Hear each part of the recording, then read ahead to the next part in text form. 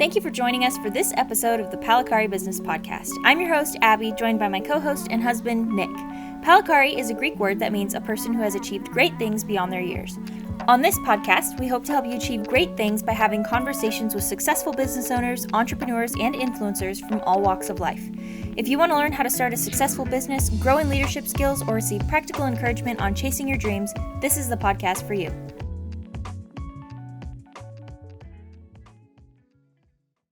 So can you tell us a little bit about yourself and how you ended up with Lightly Used Books?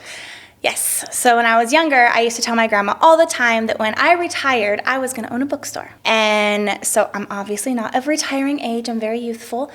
But in our town, we did have a bookstore that had been closed for a couple of years, and I was having a really bad day at work. I went there and shook the doors to see if maybe that was the day it was going to be open, and it was closed. So I sat on the sidewalk kind of throwing a fit as an adult woman. And adult women do that, and called my husband, and he was like, well, find out who owns the building. And I was like, do what, buy a bookstore? And he's like, yeah, Jenny, buy a bookstore. So I went to the salon next door, and I was like, who do you pay your rent to? Right? And my husband was joking. I know that now. He's made it very clear it was a joke. I thought it was a challenge. So I go next door, I find out who owns the building, I call them, they get a hold of the inherited owner, the person who's still paying the rent. She gets a hold of me, she meets me down there to buy a book. Now I'm such a peach to be married to. I was going in there to buy one specific book. It was How to Learn the Greek Language, because I had just gotten back from Ireland and I wanted my husband to take me to Greece. But he did not want to travel internationally, so I thought if I learned how to speak Greek, I'd only talk to him in Greek until he agreed to take me to Greece. Fail-proof plan. So she opens up, I get the book, I very jokingly threw out an offer to buy the bookstore, and she was like, oh no, we can't accept that, like we paid way more than that, like that's just not, and I'm like, okay, cool, because I don't have the money anyway, so left. A couple days later, she called back, and she's like, hey, I'm going to accept your offer to buy the bookstore, and I'm like, oh, okay, let me call my husband. So I call him, and I'm like, hey, I accidentally bought a bookstore, and he's like, can we afford it? And I'm like, well, you won't have to take me to Greece. We couldn't afford it, so I ended up that day pulling out money from our account to put a seed offering in to have that money come in, and within 3 weeks, all the money that we needed was delivered right into our laps, and I accidentally bought a bookstore. That's so awesome. That is awesome. And you've been happy at the bookstore, right? Yeah, it was just perfect timing for everything. I mean, right before the pandemic, I had 4 kids on independent study, so now their backdrop for all of their Zoom classes were in the book stacks, and we didn't have to worry about having a library for research products. We had it all right there. Yeah. Projects, research projects. That's awesome. And how many years has it been? Oh, 3. Wow. That's so cool. It seems like I remember when you first bought it and we're setting it all up, it seems like it wasn't that long ago, but it has been quite a while. Yeah. That's awesome. So then obviously over the last 3 years, you've probably had a lot of ups and downs. You've learned a lot. You've kind of had to navigate your way through having a bookstore and everything. What are some of the biggest or I guess most important lessons that you've learned over the last 3 years? Oh, some of the biggest lessons is just kind of getting to know your customers, not just seeing them as somebody who's coming in to purchase something from you, but they're coming in for the experience. I mean, they all have their own stories. They have their own authors that they love to tell you about that I wouldn't know anything about half these authors that they've read. And then getting to share with them just other authors that I have found, other books to kind of explore, other genres for them to try out, and just the relationship, meeting people, making friends, and watching them come back in, getting to know about their lives too. And that's something that I think you do really well is kind of creating that community atmosphere in the bookstore and being very involved with the community. So how did you really jump into getting involved with the community? Why do you think it's so important, and how has it kind of affected your business? So in 2021, downtown Turlock, I thought it was like a thing already, that the downtown Turlock business owners all got together, they had these meetings, and they talked about how to bring community and vibrancy to downtown Turlock. So I knew the meeting was in January, I had it on my calendar, I showed up, there were 4 women there, turned out to be the very first meeting of other business owners that were trying to figure out what's happening. Nobody knew what events were happening. We'd all find out day of that there was an event, so we couldn't prepare ahead of time. And we started talking about how we wanted to see downtown Turlock thrive and grow grow. And so from that first meeting, we ended up deciding, well, we'll do some events. So we did a scavenger hunt for St. Patrick's Day. We did a Mother's Day event. We did an August sidewalk sale, and we were getting 25 to 30 of the downtown Turlock businesses to all participate. And so it's funny because I talk about those 4 girls, the 4 women that first started this. All of us had a different strength. So one was very business savvy and just knows a lot about how to make sure that things are, business forward. I think that's the word we'll use. How to stay big, business mindset, we also have to make money. And then we had another person who was more involved with what the city's regulations were. And then we had another person that was more into marketing. And then we have me, and I'm just community, love the people, do it for free, give them all the things, bring them down here, let's just love them. So between the 4 strengths, we were able to figure out how to not lose money with my love for people, not, be too, stingy is not the right word, but too business savvy, where we're not actually putting people first, how to market it well, and how to get the city to approve things. Mm-hmm. So that's kind of how we got started with it. And then in our meetings, we all have our own little catchphrases. So mine is always let's just do the right things for the right reasons. If we just do the right things for the right reasons for a really long time, then everyone wins, that's just how it works. So we do the events for the community, and the businesses, they profit from it. I mean, the community is down there. If they're looking for a book, they're going to come in. If they're looking for candles, they know exactly where to go. If they're looking for throw pillows, so it's been fun, but really at the bookstore specifically, we are still always more about just the experience in the community. That's just kind of our focus. I do sell books. I love selling books. I love talking to people about books. But at the end of the day, if you came in with your family and you guys have a lasting memory, I won that day. It's not about how much I made that day. It's about the experience. Yeah. Mm-hmm. And so bringing that into the community too, if you came downtown and you have these memories, these generational memories, then we won that day in Turlock. That's really good.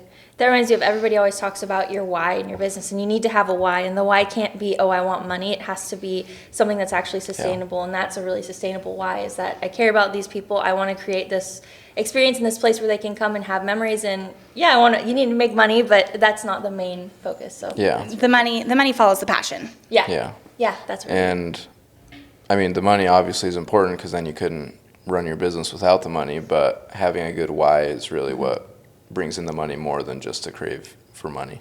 Yeah, putting people first is always important. Obviously, coming into the bookstore, it had been with previous owners before, and you bring your own atmosphere and your own culture to the bookstore. How did you sort of bring your culture to the bookstore when it was owned by someone else for so long? So the first thing before we even opened our doors, what I did was I had kind of combed through the Google ad page and the Yelp and all of the reviews that the store had had before. I couldn't get their old social media pages because the previous owner had passed away, and that's why it had been closed for 2 years. The inherited owner just still had to pay for everything. Mm-hmm. And so but I went to those sites, and every negative review, or every time somebody talked about how it was never open, because it didn't have very good reviews, I went in and I just kind of messaged those people, each person individually, hey, I'm so sorry you had a bad experience. This bookstore now has a new owner, and we would really love the opportunity to show you, that the things have changed. Mm-hmm. And that got a lot of really good response even before we opened up our doors. They were just touched that I would even reach out. Some of these comments were 2, 3, 4 years old, and they're just I'd love to come give it another shot. So that kind of started the ball rolling online, because then they immediately posted hey, this store has new owners, and previously we didn't have a good experience, but now their grand opening is, January 11th, we're excited to come in. So that was one way. And then we just cleaned it up a little bit, kind of added our little touch to it, and when they would come in, if people would be I used to come in here and, this situation, or it was always so dark in here, we would kind of add some truth, add some humor. So we're new owners. When we bought it, we actually replaced 32 light bulbs to get all the lights on in here. It was pretty dark. That was so crazy. Or, I always had a bad experience. Somebody was grumpy. Oh, I'm so sorry. If you ever feel we're grumpy in here, just come and give me a chat, and I'll just, knock people in line. You should never feel you can't ask us a question or we're too busy for you. So kind of addressing those with a little bit of humor and a little bit of not a little bit of truth, a lot of truth. Yeah. I'm my own employee, so if I'm having a bad day that day, I'll just knock myself around until I get that right attitude. And And then just when people come in, one of the things, it's not just me. My children work there too. And then throughout the years, we do kind of hire in people and let them go seasonally. But it's every person who comes in, they need to be greeted. And within the first, we don't really have a time frame. I always say 10 seconds. Not just hearing you say, oh, hey, welcome in, because we have a bell that rings when you open the door. We have a doorbell thingy if the door's open that ding-dongs us to let us know. But they need to hear, hey, welcome in, and then they need to see you. They need to know who's talking to them. Don't be hiding in the stacks talking to people. Yeah. I mean, sometimes if I've got my hands full and I'm putting stuff away, I'll be like, I'm in the romance section. I'll be with you in just a second, and just letting them know that they're seen and they're heard, and then filling them out. Some people come in and they're just like, it's a little overpowering, and I'm just like, if you need anything, just holler. I'm so sorry. I hope you didn't mean to frighten you, or other people, they just get excited because that's probably the first time in any store they've been in where someone acknowledged their existence, Yeah. So just making sure it's always warm, always inviting, and then filling. Because, there are people who are like, wow, you're kind of a lot. And I'm like, I know. Just really happy you're here. Oh that's good. I really love, too, that you even went back with the reviews, because that's something I would never think of. I think is such a thoughtful thing and really makes an impact, because like you said, it was showing people that you were not only new owner and reopening, but that you actually cared about their experience. And you're like, I'm so sorry that you had a negative one, but I would love for you to, I would love to meet you and to have you try it again. I just think that's such a great idea, and it was really a very thoughtful thing that most people wouldn't think of. Yeah. Well, it really shows value to having long-term customers too, because most people would say, oh, they're not, I don't need them in my store. I'm just going to get new customers. But really taking care of a single customer who's coming back over and over is a really big deal. So Well, it is, and it adds to that experience. Each person's positive experience, you're going to share that. You're going to share your positive experience at the bookstore 5 times more than you're going to share your negative one. Yeah. You're only going to share your negative one while you have that negative mood, and then every time it comes up, you're just going to kind of make a stink face, really? Okay, have fun there, It's true, because if you think about it, there's something I read, I don't remember what book, I think it was something by Seth Godin. I don't know if you've ever read any of his stuff, but he talked about how if you have a pool, you could put one drop of dye in the pool and it'll turn the water a different color. And it's just like that with somebody having one really amazing positive experience in the bookstore and they love it. They're going to go out and tell all their friends and all their family about it, because they're fans. That's what fans of things do, is they talk about it. So that's the most effective strategy, is being so relational and just developing that relationship and community with your customers. So that's really good. Thank you. Another one of the things you do really well, I think, is bringing the bookstore to an online audience, because today there's social media and online shopping and everybody's kind of online. So how have you learned to do that, and what have some of the struggles been learning to do that or having that transition? Yes. Well, we had a great business plan when we opened the store. So I'm going to backtrack a minute. I had decided we were going to open up a brick and mortar, and I was going to spend the next 2 years learning how to, run a brick and mortar. And then we would branch out to an online store and try to figure out how to broaden our horizons. And then, of course, our grand opening was that 2 weeks we all took to slow the spread for COVID. And so we didn't have a grand opening. And then I had to pivot really fast. And so we then took that time to figure out how to run an online store. And I crashed 3 websites before I found the one that I have now that I absolutely love. Because I had too much inventory. So once I would get 2,000 books on, the website would crash. You would go to, it wouldn't load. It was horrible. And then to put 2,000 books on a new website, that takes months. Oh my gosh. So we're not completely rocking it. It's still a work in progress now. We have about 25% of our inventory online.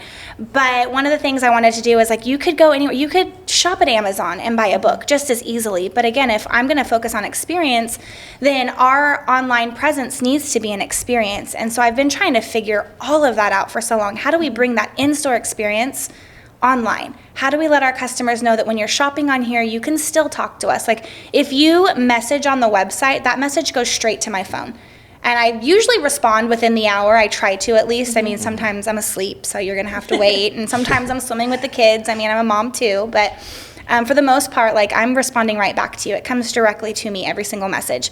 At the scale we're at now. Now, obviously, as we scale up, that's not always going to be me, but it's always going to be somebody who has my heart and passion for you as well. Mm-hmm. So bringing that online experience to the in-store experience to our online customers, we actually got approached by this app called Whatnot. And I had kind of seen it a few times, and I was like, ugh, scam, no way, right? And so they started, like, reaching out to me. They had messaged me on my social media, and I was like, and I'm looking at it like, I'm not wearing your athletic gear. I'm not going to promote for you. I don't know if anyone else gets those, but I get like these people asking me they're going to give me free jewelry if I wear it in my post, and I'm going to get free athletic wear. And I'm like, cool, I'm not athletic.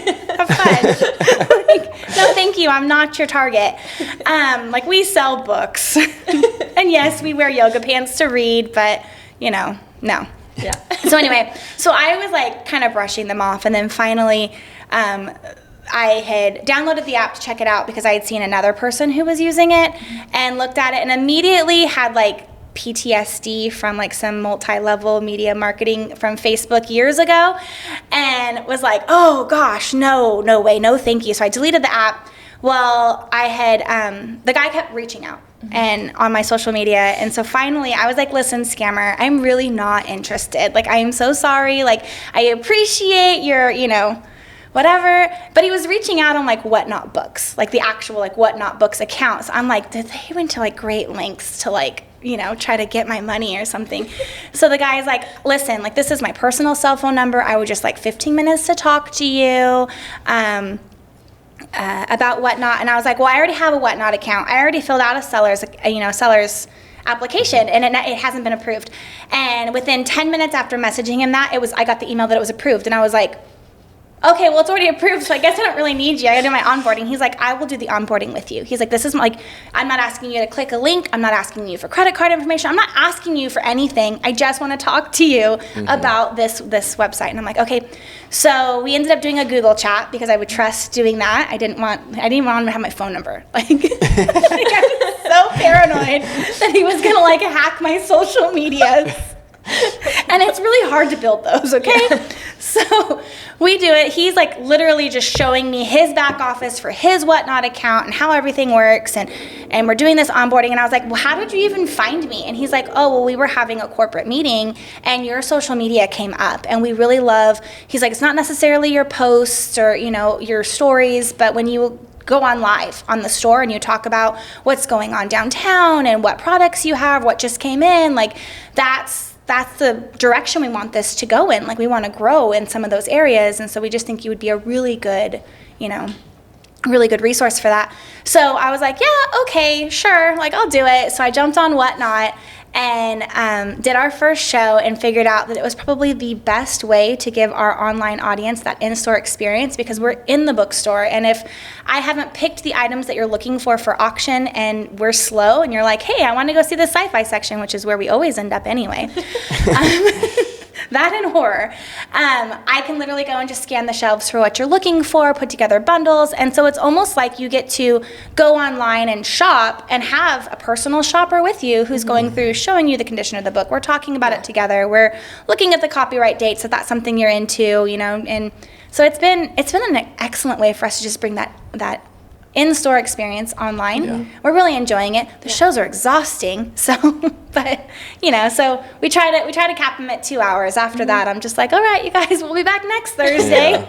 Yeah. That's really cool, though. Yeah, it's awesome. It's like something like QVC where you're having to keep the energy up and talk, but it is a really great, we've watched some of the Whatnot lives you've done, and it is really great experience. Everybody's kind of talking in the comments and talking about the books with you and really enjoying it. So I think it's an awesome way to do that. Just real quick on that community there, like, so when I started, I didn't know what I was doing, and the other booksellers were so inviting and so like informative, and they didn't make me feel like I was their competition, but that I was their friend. So we all kind of buy from each other all the time, and they were encouraging, like every show they'd be like, you did so great. And then the buyers as well, like the whole community is so like positive and sweet and kind. And I mean, sometimes we don't get that in the store. We get people coming in and they're having a bad day and they're letting us know they're having a bad day. And here, like, everyone's just happy and their jammies drinking their coffee, buying books. That's kind of something I love too, this is making me think of, is just that since you started the bookstore at a really unprecedented time when everything was shut down and everything, from the start you've had to kind of think outside the box about, okay, how do I sell? How do I reach out to customers? How do I build this thing? And so those ideas are really awesome because you're very ingenuine, and what's the word?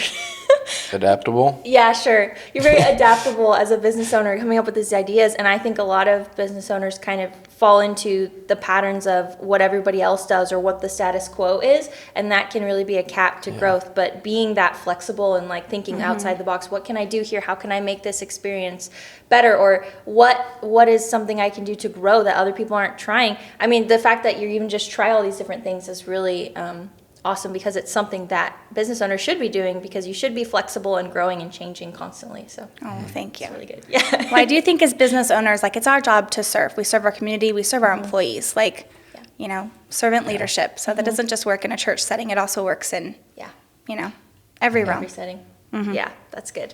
And you mentioned social media briefly just now. What are some of the things you've learned about social media? Because you do a great job. You've really built your social media. And I know you said you're still learning and everything, but you really have built a good following and built consistent. You have a lot of consistent posts and you sell out all the time on your stories and everything. How did you, or I guess, what did you learn building that social media? What are the most important tips, I guess, you could give about social media marketing?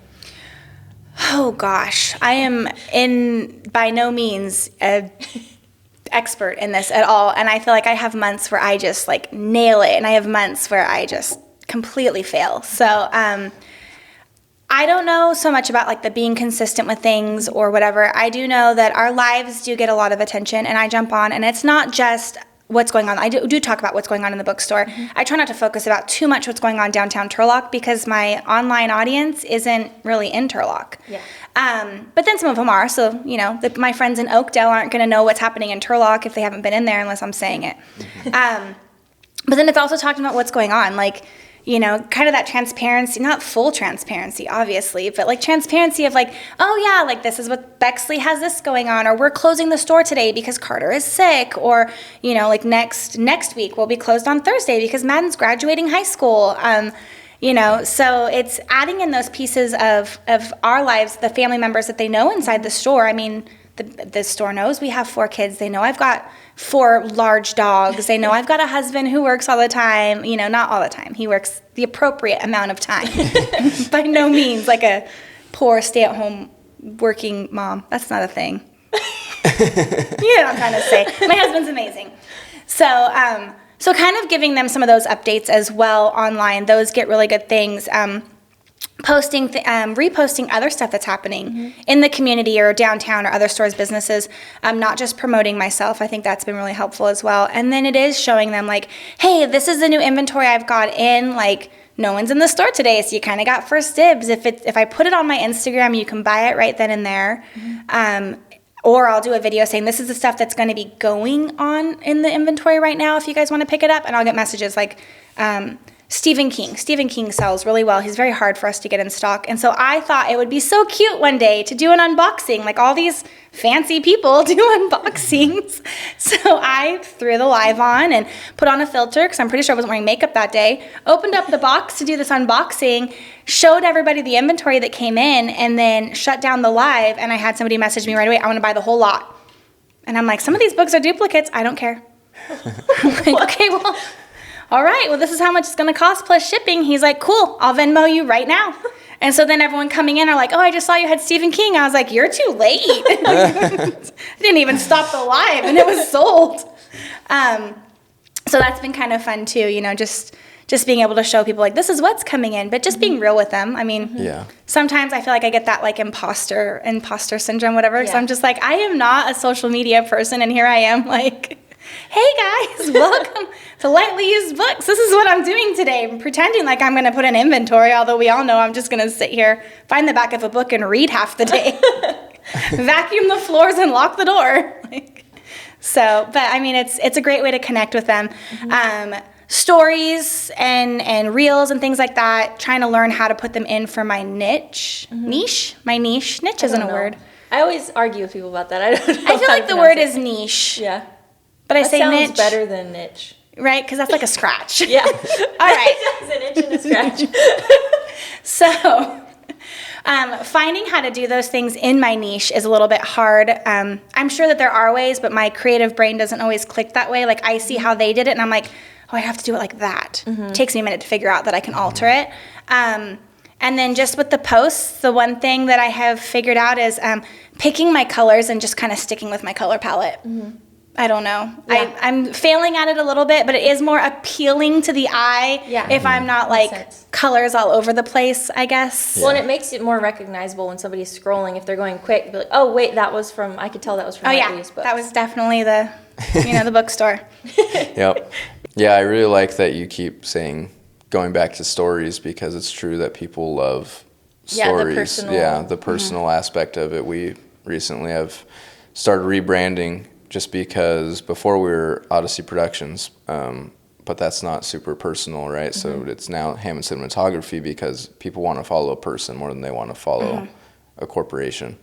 So a person that's personal and has stories makes a big difference for, you want to follow that. So. Well, and especially with you being a family-owned business, and like you said, your kids work in the store, sometimes your dogs are in the store, people building that relationship, which you really work to build with your customers, then people get more invested in your family and your lives. So having that connection really keeps them coming back and keeps them reminded and connected of your store. So that's really good. Well, I mean, like right now we have Bexley, who we always call our bookstore princess. And I mean, you come in on a Saturday and she's either on her hoverboard reading, going through the shelves, which we have videos of.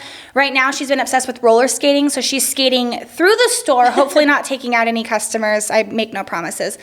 Going around our block, going to the other businesses, because I mean, at this point now, like our whole community is helping raise, everyone's kids. So I'll send a text like, hey, your son is over here at the store.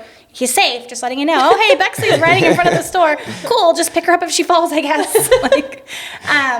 But our customers, they do like knowing like what's happening with Bexley, what's happening with Carter, what's happening with Sky, what's happening with Madden. So bringing those things, and then they always want to know what's going on with the dogs. Yeah. Like it's always like, you don't have a dog in here today? And I'm like, no, they were all annoying me this morning, so I did not bring a single one of them. It's usually Blue, though. He's the most well-behaved, so Blue comes in quite a bit. Since you brought up family, or I brought up family, and then you talked about family, I guess, but I know that Justin also has a business. So both of you have businesses, and you have a family and 4 dogs that you're raising. So how do you kind of manage all of that? We do. So we both own 2 businesses. I joke that we have his and her businesses. So my husband owns water trucks. We have a fleet of water trucks that we own with my father-in-law, and then we have the bookstore. So he handles the water truck stuff. Occasionally I'll jump in and help out. And I handle the bookstore stuff, and more than occasionally he comes and does stuff like fixes the shelves when I accidentally break them, or replaces the light bulbs because I break them every time I try to. He does the man stuff. Yeah. But we do have his and her businesses, and so it's making sure that we plan our days off at the same time and prioritize family first. So the bookstore might randomly be closed on a Tuesday. It's always going to be because I'm prioritizing family first, and that's just, I'm always going to do that. So if Carter has a doctor's appointment he needs me to be at, I'm going to be there. If, Bexley's getting an awards assembly at the school and I can't find somebody to cover the store is going to be closed, because my family's going to be my first priority, and that's why we're family-owned and ran, and that's why we let the community know about our family, is because, we're going to put them first. And that's just Justin and I's marriage has always been centered around that. So we don't pivot with the bookstore, with the businesses either. That's good. Yeah, holding to your values and not compromising on that is important, especially in business, because it's easy to feel like, oh, I need to keep working, or I need to keep showing up, or I can't relax right now, or I can't go do this because I have to be making money or doing this. But you need to be resting and taking those important times. When we set seasons, I probably should say that. So Justin's busy season is in the summertime. So I'm going to take more of the lead when it comes to the kids in the summer, because he owns water trucks. We need water more in the summer than we do in the winter season. So, and then in the winter time, he takes more of a lead while I'm focusing. Because reading we do read a lot in the summer, but it's winter. Rainy days, the store is always busy. So it's like all of a sudden everyone remembers, oh yeah, I need something to read by the fire today because it's raining. It's great. So being able to balance things that way too, knowing when, I kind of need to step up a little bit more. I might be a little bit more tired at the end of the day, wearing more hats, and when it's his turn to. And then making sure always to tell each other thank you. I feel like when you're married, you forget to really show the appreciation of when your spouse steps up. you know, and helps out. I could be completely exhausted at the end of the day. Justin's going to come home. He's going to make sure that if I didn't cook dinner, that we eat, that the dogs are fed, that the kids have gotten their bedtime routine in because I'm exhausted, like, and vice versa. And so it's every single night just being like, man, I really appreciate you. Like, having a strong spouse makes being a business owner so much easier. Yeah. Like a supportive spouse. Yeah, that's good. And so then another question I had, obviously the bookstore was always like a dream for you. And a lot of people have dreams like that or want to start a business or want to try to get into something, but they're nervous. What do you have encouragement based on your experiences that you would give to somebody who wanted that? I didn't start my business from scratch. I found one and took it over, so that was a little bit easier. I think if you have a passion for any kind of business, start where you can now. Like, don't think you have to have, like, I have to have a brick and mortar and I have to have inventory and I have to have, like, start small. Like, if you want to sell books, find some great books at your local thrift store, go online and start selling them. And then build as you go. Maybe you start in a little like pop-up tent at some events. Maybe you get a book trailer. That would be amazing. I feel like we need more of those. And then you work your way into a brick and mortar. Don't think like, I want to own a bookstore one day and I have to wait until all those pieces are together. Like, no, you have a passion to sell books, start now. Yeah. That's good. Sell what's in your library that you're not reading. You know, learn your customers now so that then you also know what inventory you should be getting, what isn't doing so well. Every bookseller has a genre that they're best at. So like, I'm really good at selling fiction, YA, and romance because that's what I read the most of. I can also sell quite a bit of leadership books, Christian nonfiction, because those are what I read for my own self-growth. You ask me a question about the history section, and I'm just like, I think it's organized by timeline. I find somebody to organize those sections for me. Biography, I'm like, yeah, I live in a fantasy world. I'm not, the real world's important, but I don't want to read there. So then that just helps if you want to do a bookstore. But I mean, anything. You want to sell coffee? Start by figuring out what beans you think are best. Find them. Figure out how to grow them. Not grow them, but grind them and roast them and, start figuring out the smaller jobs now while you're trying to figure out how to build that. That's something you always talk about is getting started even if you don't have everything all figured out. And then fail because you're not going to grow if you never fail. Like, get it wrong. Yeah, it's true. Because at least you went for it. And then you have the courage to do the big thing later on because you're not scared of failing. Well, it's like paying for your education, right? Like, don't do that. No, I'm just kidding. People pay to learn from books and stuff, but you can also pay to learn from experience, which is, like you're saying, failing. Well, and I think one of the major things is people are always so concerned about what people think and what they're going to think if you fail, but it's like nobody actually cares that much about you. There might be some people that are rude or like, oh yeah, I knew this wasn't going to work out, but who cares? Because in the long run, the fact that you tried and now you have the courage to get up again and try something else is so much more valuable. People care about you, but not the people that are being rude. Those people don't care. Yeah, they don't. No, that's every negative experience, every rude thing, like you guys are saying, it usually comes back to that person's own deficit and then mirroring it onto you to make themselves feel better. So every time, like, we'll get negative reviews, every once in a while, and I just have to be like, man, I bet they're having a really bad day. Like, I'm sorry I couldn't change it, but I'm not responsible for the fact that you were upset that we had dogs in the store. Like, I don't feel bad about that. Or, whatever the comment might be. I'm like, it's always just kind of falls back on them. But yeah, you're right. Just, I don't know. I spent a lot of my life worrying about what other people think, like I had to be perfect, I had to get things right, until all of a sudden I realized that there's more freedom in like failing and being like, yeah, I tanked that. That's so bad. Like, if I can say that I sucked at it first and no one else can say it, like no one else has power over, I know if I got it right or not. And so, and if I think I got it wrong and you're like, no, you did great, I'm like, cool, thanks for the encouragement, but I wasn't happy with the result, so I'm going to do better next time.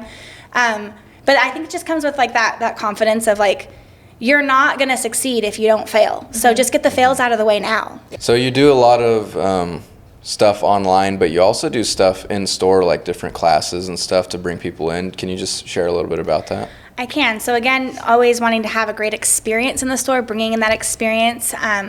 we do a lot for the community. So we do have things like book folding classes. We will take a book, we will pick a couple of words, and we will teach people how to fold each page to create the words. We'll say like peace, love, hope. Can say someone's last name, like if someone's getting married. We do them as custom orders all the time, but I always tell people, or you can come to the class, you can learn how to do it yourself. You're not gonna have to pay me $65 to make this book for you. You're gonna do it all by yourself. So we do teach classes like that, and then anything we can do to kind of just encourage the arts, not just reading, but like reading, not just reading, but reading. Not just like book related, but anything that has to do with the arts. I feel like just encouraging creativity in any form is always important. So like we had the art collab come in. They did some monologues, some singing, some dancing, and had some people come in. We've done a few other events. Drawing a blank right now, but I'll find them. At holidays, we'll bring in an Easter bunny. We had a leprechaun. We've had the Grinch before. We had the Grinch this year too. And we've tried doing it a couple different ways. Like if we have close people who are into photography and we think it's something that's going to be beneficial for them, we tell them to come in. Or we just tell people like the Grinch is in the store today, come in and take a picture with him, or the Easter bunny's in the store. Unfortunately, it's my 14-year-old son, so I need to start putting a tip jar out for him as well because that costume is hot and he gets sweaty. But just kind of bringing things in that makes it community focused. I know this summer we're working on I was too late to sign up for the Where's Waldo. I guess independent bookstores do this thing called Where's Waldo, and you hide all these like Waldos somewhere. I don't actually even know how the event is run, but every year and I go to sign up for it, I'm too late because they only allow 300 businesses, and I get the email like that they're full, but I never got the email that it was time to register, so I haven't figured that one out. So this year I decided instead of being left out, I'm just going to create my own Where's Waldo program. There you go. There you go. So we're making it into a summer reading program for kids, like kind of like my generation used to have. I think it was called Book It. But if you read so many books, you got like a free personal pizza from Pizza Hut. It was like the coolest thing. They had that when and I you was in school. and you got a ribbon and a pin, and you just thought you were the coolest kid ever. And so, kind of bringing that back into our community, it's going to be a bookmark that you don't have to buy the books from us. I don't care if you get them from the library, but if children or not just children, but I mean, if you're over 18, then you can buy your own cookie.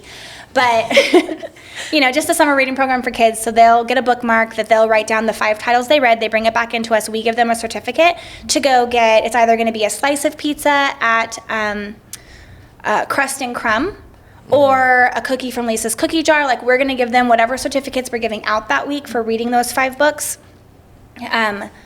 Just to kind of reward them for reading. I mean, we have to really encourage this next generation to read, especially with how like technology is. They can read on their tablets, they can, watch videos, but how many kids are you seeing that are reading on their tablets and not watching, YouTube? I mean, my kids too, I'm always like, okay, if you're not reading a book for the next 20 minutes, you're getting your tablet taken away. Like, I don't want to see that screen moving. I want to hear the fake page turn. Flip that page. But just how do we encourage them to read, and how do we help parents? Because parents are like, I want my kids to read more. Cool. How can I partner with the parents to make that happen? So just things like that. Like how do we work with the community? That is really cool. It's like you make it really a family experience because you're, like you said, partnering with the parents to take care of their kids, and that's just, and something fun and exciting. Like, who doesn't like to win something for free?